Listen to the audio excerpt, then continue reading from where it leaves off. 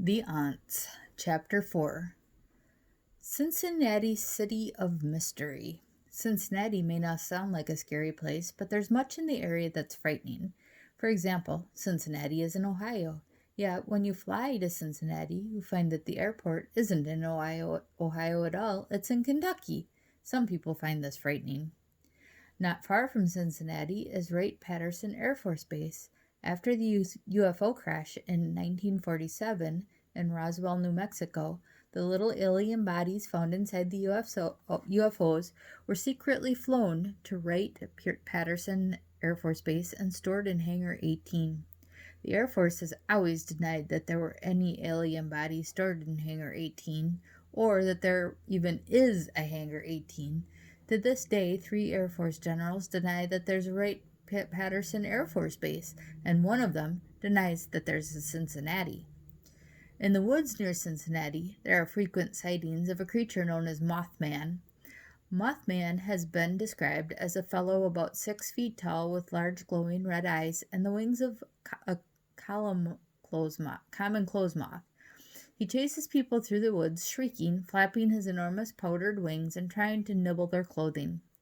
Little is known about where Mothman came from, but one legend tells of a Cincinnati math teacher named Arnold Mothman. He mistakenly ate 127 mothballs, believing them to be a new flavor of Reese's Pieces. In the swamps near Cincinnati, people have recently seen zombies slashing through the shallow waters at night. He smells like ratty meat and is usually heard humming what some have identified as Itsy Bitsy Spider climbed up the water spout. Many people have gone to Cincinnati as tourists and were never heard from again. Some think of Cincinnati and its suburbs as the Bermuda Triangle of Ohio. The cab ride from the Jolly Days orphanage to the Mandible home took Dagmar, Hetty, and Schluffmuffin twins out to the interstate highway and well beyond the city limits of Cincinnati. After they'd traveled a good hour, the sun was low in the sky, orange and fat and ready to plop into the purple hills. The cab drew up before a dark, wooded area and stopped. A dirt road led sharply off the main highway into the woods. Above the entrance to the woods was a tall archway and a sign that read, Dripping Fang Forest. Dagmar, why is the driver stopping here? Asked Hetty Mandible. Driver, why are you stopping here? Asked Dagmar Mandible. This is as far as I go, ma'am, said the driver.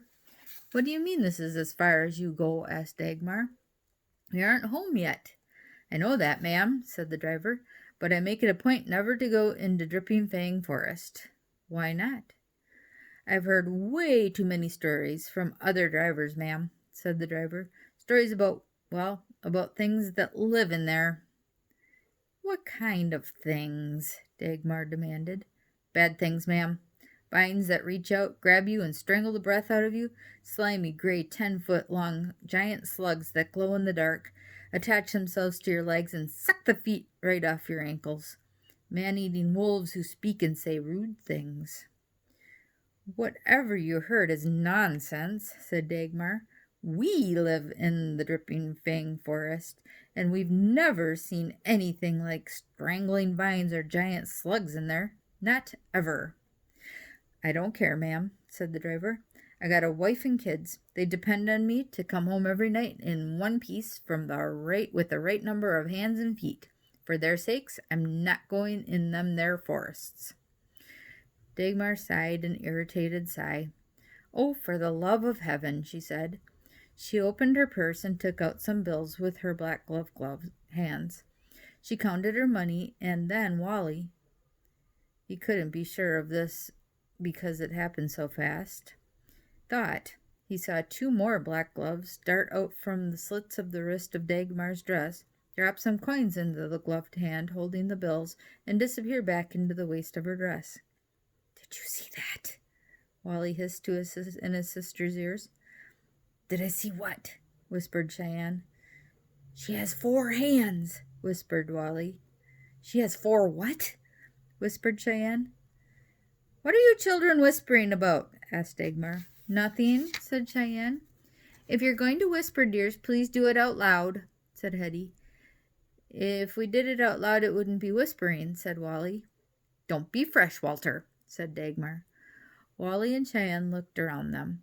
On one side of the highway were scruffy-looking businesses, a service station with rusty gas pumps, a store that sold rusty lawn furniture and rusty iron beds, a warehouse that sold stacks of old tires with worn-out treads, a shop that repaired rusty trucks, an empty lot strewn with rusty lawn furniture, old tires, and parts of rusty trucks. On the other side of the highway was Dripping Fang Forest. The forest was so thick and so dark it seemed to swallow up like a black hole. Next to the sign that read Dripping Fang Forest was a smaller sign. It read, Private Property. Keep out. This means you. Trespassers will be. The word prosecuted had been crossed out and somebody had written shot above it. The word shot had been crossed out and somebody had written torn apart by wolves above that. I don't get a good feeling about this place, said Wally.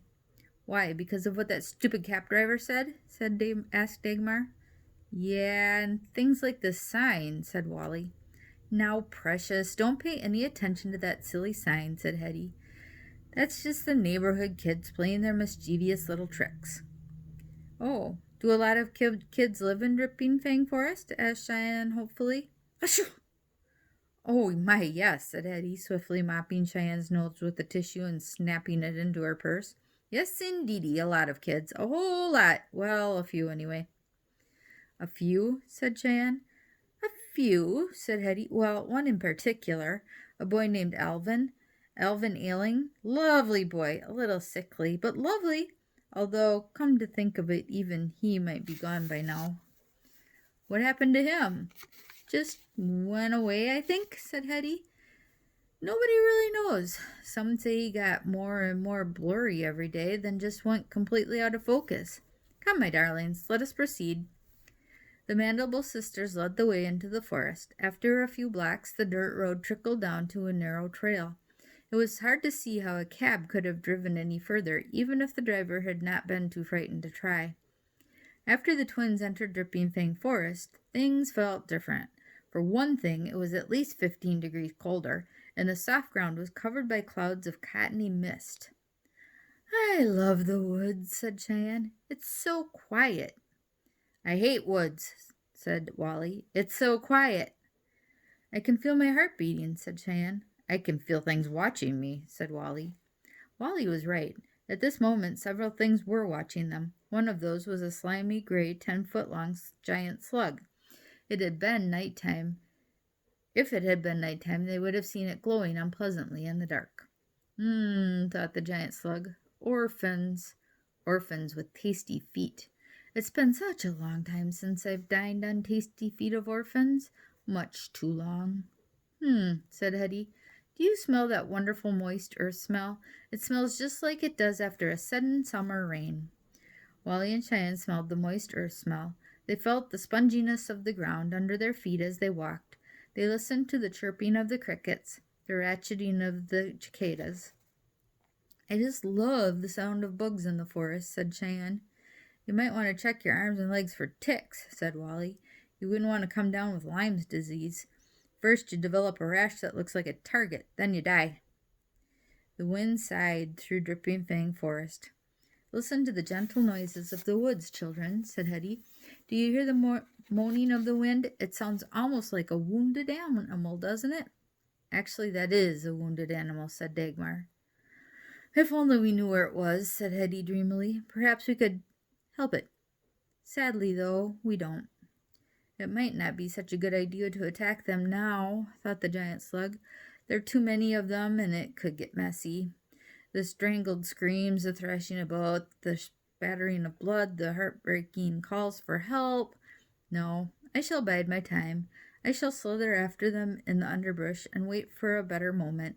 Then, when the time is right, I shall dine on the tasty feet of orphans once again. Yum, delish. Cheyenne, Wally, Dagmar, and Hetty walked further into the forest. Occasionally they caught sight of a house through the tangle of trees and vines. It was hard for Cheyenne and Wally to tell if the houses they saw were occupied or abandoned. Wally strayed from the path. He didn't notice the gigantic spider web that was stretched across his path like a delicate fairy volleyball net, and he walked smack into it. He shuddered and began picking the sticky strands out of his eyes and mouth and hair. "What's wrong, Wally?" Cheyenne asked. "Oh, I just walked into some stupid spider web," said Wally. "Yuck!" "Spider webs are wonderful," said Cheyenne, helping him remove strands of it. "They're so strong. Did you know that for its size, spider silk is stronger than steel? Did you know that the most poisonous spider in the whole country is the black widow? And the best place to find one is right here in southern Ohio?" said Wally, still picking web out of his hair. "Its venom is 15 times more poisonous than a rattlesnake's." "Come along, children," said Dagmar. "We have to hurry. The sun will set in less than 30 minutes. We must get through the woods and into our home before the sun goes down." "Why? What happens after the sun goes down?" asked Wally. Dagmar and Hetty looked at each other before they spoke. "It's just better if we're inside after dark," said Dagmar. That's the end of Chapter 4. We'll see you tomorrow for Chapter 5. Have a good night.